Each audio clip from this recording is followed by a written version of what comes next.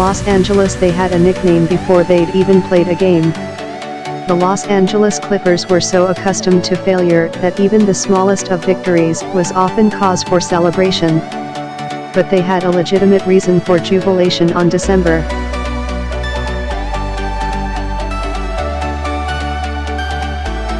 12, 2011, when they acquired Chris Paul in a controversial trade that for once gave them an edge over the crosstown rival Lakers.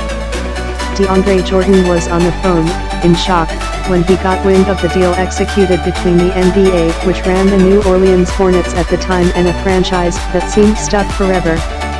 And Blake Griffin was so excited, he jumped, side-bumped Jordan and shouted, "It's going to be Lob City."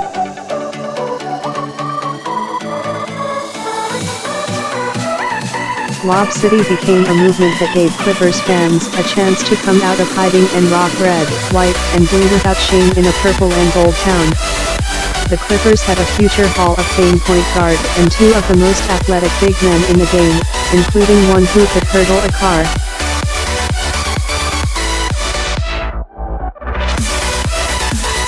They later had basketball fans feeling sorry for Brandon Knight after Jordan threw down a dunk so vicious that it sent Knight crashing to the floor.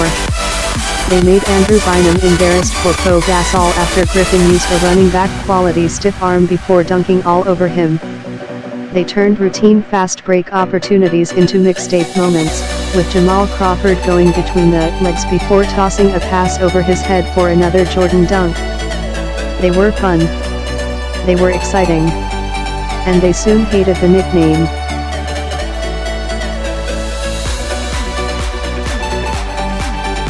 Several times, the Clippers tried to run from Lob City because they felt marginalized by what it implied.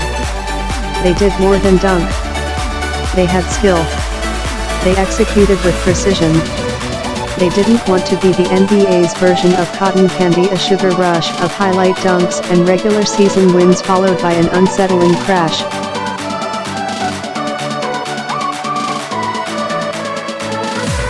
They wanted to be taken seriously, but each disappointing postseason failure made it easier to dismiss them.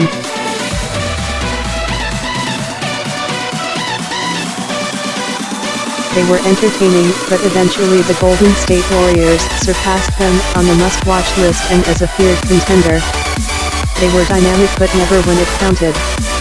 They had so much misfortune that it stopped being coincidence.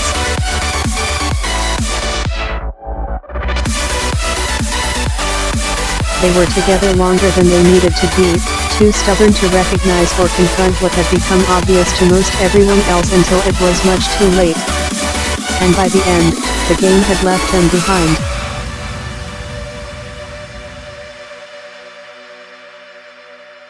Lob City finally came to a close when Paul, the man responsible for so many of the well-placed alley-oops, bypassed an easy, gargantuan payday and placed it on the back burner to pursue something more meaningful and fulfilling.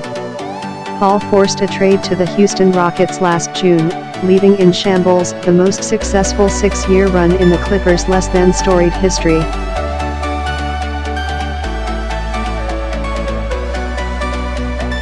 Griffin and Jordan remain from a team that for myriad reasons was never more than a tease, with a legacy almost as empty as the nickname from which they could never escape.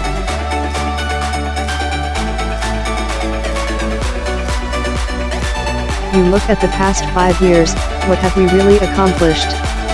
I think the reason people were calling for us to break up, or blow it up, or move on, or whatever it was, is because we haven't accomplished anything, Griffin told The Vertical.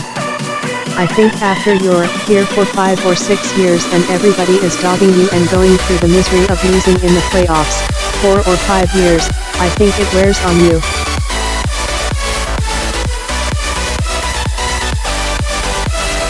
A series of unfortunate events.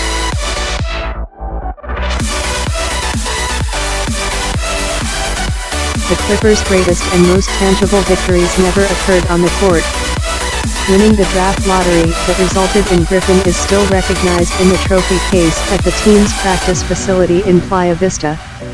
But the Paul trade was an unexpected triumph, given that it came just days after NBA Commissioner David Stern had disallowed a deal that would shift Paul to the Lakers.